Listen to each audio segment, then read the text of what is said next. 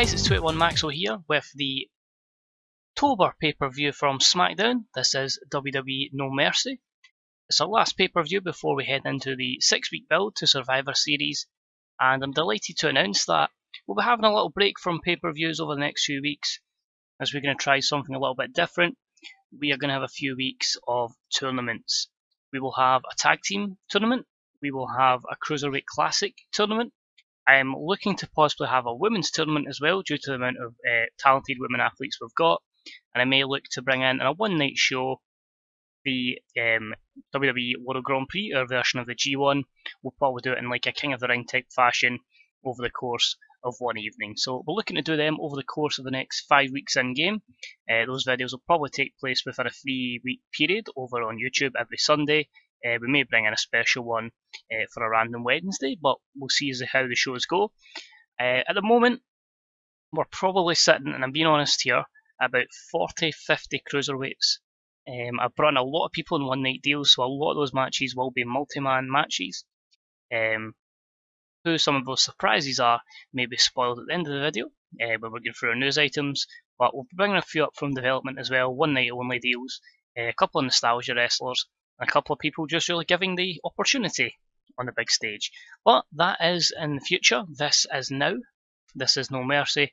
As I say, this is the last chance for the guys on the SmackDown roster to build towards Survivor Series, so he'll gain momentum, and it'll give us a little idea of some of our storylines as well going forward, and some returnees. So let's kick on with WWE No Mercy.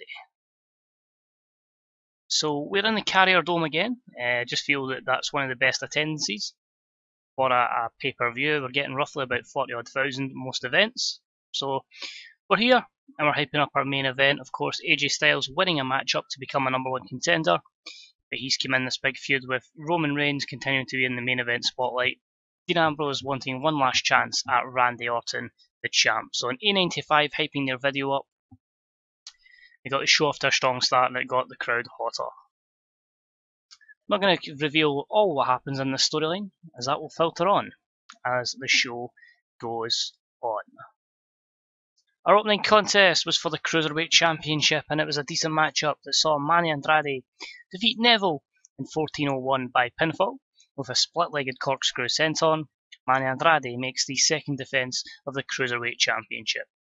A solid B-74 here, no real storyline, as these two guys will be competing in the Cruiserweight Classic.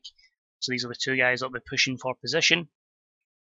Manny Andrade with a 76, Neville with a 63. No skill improvements, but it's really just a good opener here. Andrade showing he is the top cruiserweight at the moment, and Neville coming across as a bitter veteran at this stage. After the matchup, Shane McMahon appears and he reveals basically the announcement of the Cruiserweight Classic, and that will be live next Sunday in game, and ironically, live next Sunday on YouTube as well. So next week will be the Cruiserweight Classic. Shane announces that. I think it's a C+. 71 getting the crowd a little bit hotter. Next up we have the Women's Championship online, the SmackDown Live Women's Championship. There's a decent matchup and it saw Asuka finally make it to the top. She's been on a roll lately. I wanted to give her a title opportunity, and she has won the championship, defeating Charlotte and the champion Liv Morgan in 12:58, when Asuka defeated Liv by submission with the Canna Lock, or the Asuka Lock now known as, and she wins the championship. The C+68, Liv was off her game, which is a bit disappointing. Asuka improving performance skills, and considering we had to keep Liv Morgan strong, which just shows how well we built her up, that she wasn't willing to go and lose clean. But yeah, this was a storytelling match as well. It makes you wonder if it wasn't storytelling, if there was a storyline behind it, there wasn't a booking decision of someone being kept strong, this could have been a good matchup. This could have been in the B-, possibly a solid B. So good effort here from the ladies. Asuka is your new champion. And after the matchup, Charlotte's in the ring and she's making her way out of the ring to the back before out of nowhere comes Nia Jax. So Nia Jax comes down and destroys Charlotte. So we're really going to try and push Nia because she's not going to be along for a long time due to her age. So it's a C64 and she's just shown how dominant she can be. Next up, they're back. It's not the NWO, but it is the BC Carol Anderson and Luke Gallows returning on a previous episode of Smackdown to help their friend AJ Styles. Machine Gun has turned heel again. Gallows is over from ECW. The club is back on Smackdown Live, and it helps a stacked tag team division. But B plus 84 and the performance of AJ was very good. We then have a promo from another tag team in the division, and it is Jimmy Havoc and Marty Scurll, the Hate Empire. B-72, they're just saying, you know, it's a shame that they're not in action tonight due to Jimmy Havoc's injury, but they're going to put the world on notice that they are the true dangerous villains. Next up was an okay matchup. It was the 5th time I'd done it, but I just wanted to put the Young Bucks over, and they defeated the Vaudevillains in 13:01 when Matt Jackson defeated Aiden English with a moonsault. C65 is not bad considering it was penalised for being the 5th attempt, but it's one of those ones where the Vaudevillains are extremely over. I feel like it's time they drop down the card a little bit to help put over other tag teams, because their tag team division is going to be stacked. So pretty decent there. Great performance from Nick Jackson. No skill improvements, but a good win for the Young Bucks as they are jostling for position in the tag team division.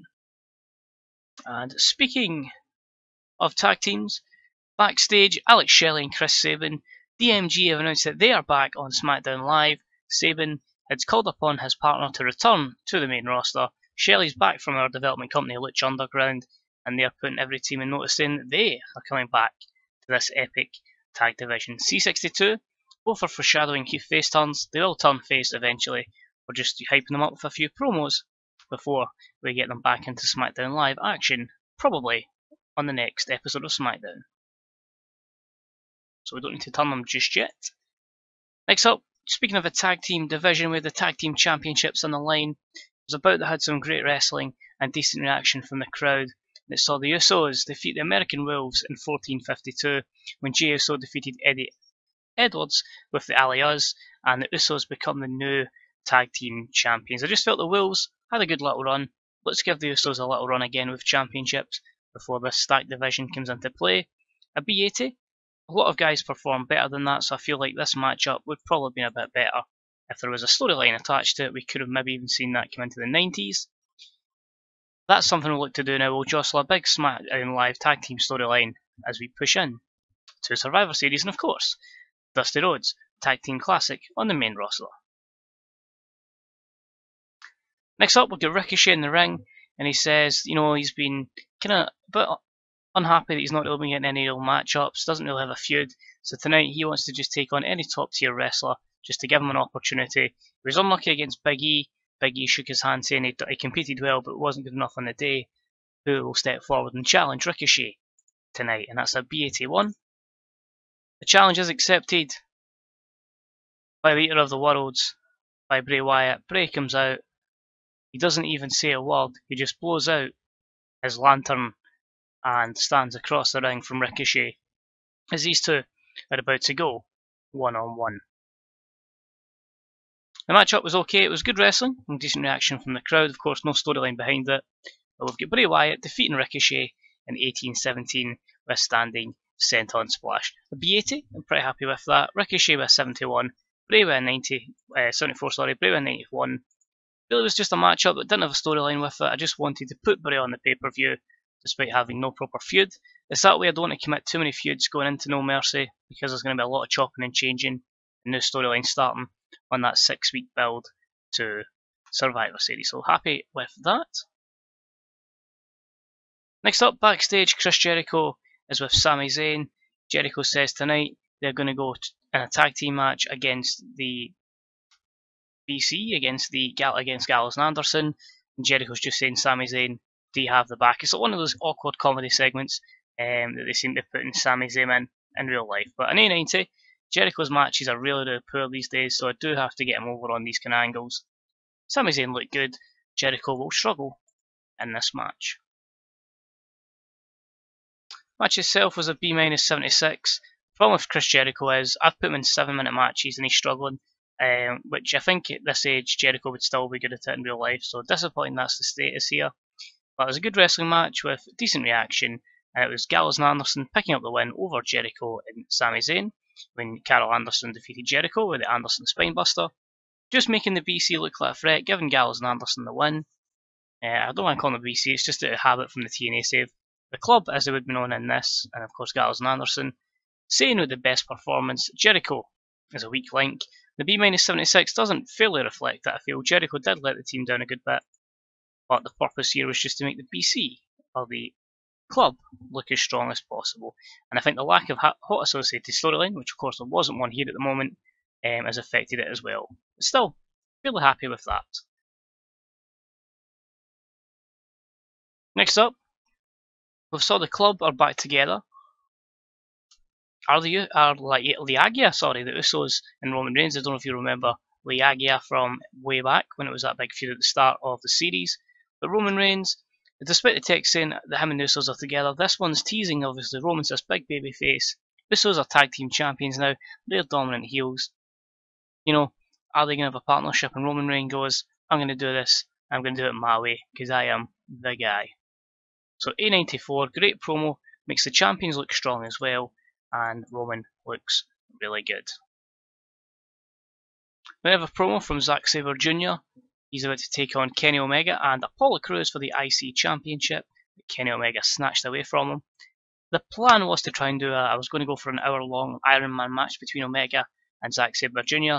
I've overbooked them together, so in this case I'm going to have to make it triple for it. But it gives Apollo Crews a good opportunity and an A92 in what would be Zack Sabre Jr.'s probable last attempt at the championship. And the match was okay, I'm quite happy with that. It was a match with great wrestling and good heat, and it saw Kenny defeat Apollo Crews and Zack Sabre Jr. cementing himself as the undisputed Intercontinental Champion, where he won in 23:01, defeating Apollo Crews with the cross-legged Fisherman's Buster. Kenny Omega makes the 5th defense of the Intercontinental Championship. So B plus 85 is okay. As I say, this will take Kenny away from Zack Sabre Jr. We'll probably give Kenny a new contender to take on. Toy with the idea of possibly making that Sami Zayn. I think that would be quite good to see. But overall, a couple of good matches, in-ring performances, no skill improvements, and positively, no negatives. So good match up there. I just feel if it was maybe more of a singles match, it maybe get a better rating, but a decent co-main event nonetheless. Roman Reigns then hypes up the main event, A-Star 100. He's just saying, you know, he's good friends with Dean Ambrose, but if he's got to take out a brother to win the championship, then he is going to do that. And we have the same from AJ Styles. He says it should be a one-on-one match between him and Randy Orton. He's annoyed that, of course, Authority have decided to put in the likes of Dean Ambrose and Roman Reigns. So he's a bit annoyed that the likes of Shane McMahon, your authority figure for this brand, but produces another A100 rated segment.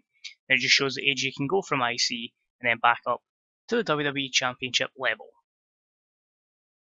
Match itself, how will it draw? Can we get a spectacular bout? I'm hoping we can get into the 90s. I feel it may just be under, but let's find out. B plus 86, it could have been a lot better, but it was an exceptional matchup, and it saw Randy Orton defeat Roman Reigns, AJ Styles, and Dean Ambrose in 25:53, when Randy Orton defeated Dean Ambrose by pinfall with an RKO. Randy Orton makes defense number 1 of the WWE World Heavyweight Championship. So of course Randy's going to get a few title runs going forward, as I do want to make that match between him and Cena for the elusive 17th title reign to be the greatest of all time. So B plus 86 is okay. Everyone into the 90s with performance, bar AJ Styles, probably the least overness, and is obviously being hit with declining physical ability. But still a good matchup. It still shows that AJ can compete at the top level. Ambrose improves in flying skills, and negatives just the booking decisions, because we had to make Roman look strong, which I feel maybe hurt that by a couple of ratings as well. And now end the show, Randy Orton posing with his Randy Orton taunt, shall they say. He came across well, and he poses to end the show as champion. A B89, P plus 89, and it just shows how over we are as a company. A B plus 89 doesn't gain us pop anywhere. But overall, happy with the show. It's leading to a lot of things going forward, and yeah, just overall a very good show that I'm quite happy with. It could have been a lot better, of course, but with only a few storylines going into this one from SmackDown, it's all about getting into Survivor Series with some good feuds built up over the next couple of weeks and going from there. So complement these three. Jericho will just try and keep happy. Orton, Ambrose, and Jericho seem pleased. So what I'll do, I'm not going to go over the pay-per-view too much in depth. What I want to do is just introduce a few of the guys that will be in this Cruiserweight Classic, give you a little bit of hype and anticipation going into that. So look here, Edebano's fully fit. It's good to see. All Japan, that's not too bad. And No Mercy, fantastic reviews. So here are some of the guys that are going to be signing, because we'll be signing them on the video today. Hiroshi Yamato is going to be signing. He's in. That's a completed deal. We're also going to be looking at bringing in AR Fox, Blue Demon Jr. Going to have Hunico and one of his characters back. Maybe get back to Sin Cara. Jimmy Wang Yang will be back. We'll have Matt Cross for a one-off. We will have Epico back for a one-off. We are also going to bring back X-Pac for a one-off match. And Jericho has been identified as someone who abuses painkillers by the WWE drug testing policy. They got to go to rehab, man. So Jericho's going to go for rehab, so he is going to be out of action for a long time, and he's quite happy. As I say, I'll do the rest of the contracts soon. Of course, because we're signing so many people in one-month deals for one appearance, a lot of people are complaining about their pushes because of more of the enhancement talents and the openers. So the likes of Christopher Gerrard and Adam Page won't be getting one for now. 42.06 rating on the WWE Network, so good to see a lot of people tuned in, and 8k drug testing. So who are some of these other guys in the tournament? Like you can see, I've got a lot of items here for people that have got one appearance left on a contract. Just to go through a few of these names, we have Alex Kozlov, Amazing Red. See there, BT Gunn. Bringing in Amici Marufuji, Trent Seven. Juventud Guerrera, who's already been done for turning up high in one episode, despite the fact we're not going to use him until that one-off show. We're going to have Chavo Guerrero Jr. We're going to have Drago, Tyler Bate.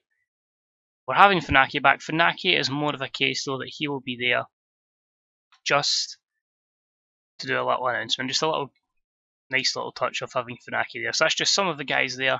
Plus when you look through our stacked Cruiserweight division we've got the likes of, just flick through people that I can recognise off the top of my head quickly. So there'll be scenes when I can't remember people, but of course we're going to have the likes of the Gentleman, Jack Gallagher. We're going to have the likes of, as I said, Neville. Will Ospreay's going to be in there. We have Jack Evans probably jumping in. Grand Metalik, who we didn't use on the pay-per-view there because he is carrying a bad injury, which is going to hamper his matches. We're also going to be having legends back, or not legends, but recognisable names like Just Incredible. But why not bring in people like that as just a nice little touch? As I say, the likes of the Young Bucks, the likes of Scurll, Havoc, they won't be in it. They'll be more in the tag team one. Again, using people like Lince Dorado. We'll be using, as I say, just people like this. Nino D'Urbano might make it. Still to decide what I'm going to do with him if he's going to make it. He'll require a good push. Just a lot of guys here, nice little touches. Just bring them in, giving them a chance on a WWE event, seeing how they go. Plus, of course, a few guys will call up from development as well. What I will add is, it's a very big roster there, so what we'll be doing when it gets to the end of year awards, we'll be looking to do a run through of our roster, seeing everyone's overness, so that'll probably take a good couple of episodes, because that'll be a lot of content, and going over all the awards and the highlights of 2018, but that'll be, as I say, just before our Royal Rumble video, so that'll probably be in about 3 weeks, I'd probably say about a month or so away actually, sorry, a month or 2 months away by the time we do our tournaments. But say that's it for this episode, guys. Let me know what you thought of the show. Who would you like to see getting a push going forward on Smackdown Live? What do you think of the stacked tag team division? Let me know how your tag team divisions are getting on. Now, one thing I want to ask as well, have you done anything in WWE if you've went then where you had a big tournament like a Cruiserweight Classic, a tag team Classic, maybe even a World Cup? How did you run it?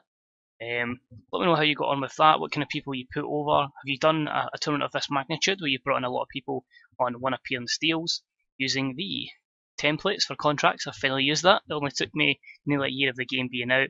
But as always, guys, any thoughts on that, any thoughts on the series in general are deeply appreciated. As I say, any predictions for who you think could win the Cruiserweight Classic, let me know as well. Of course, any likes, subscriptions, etc., shares, tweets, you name it, all appreciated, and of course on Twitter. I'll happily get back to anyone. Of course, that Twitter handle is at 21Maxwell. So again, guys, thanks for watching. If you want to get TW, you can purchase it on the Grey Dog software website. It's roughly going for about £24 at the moment.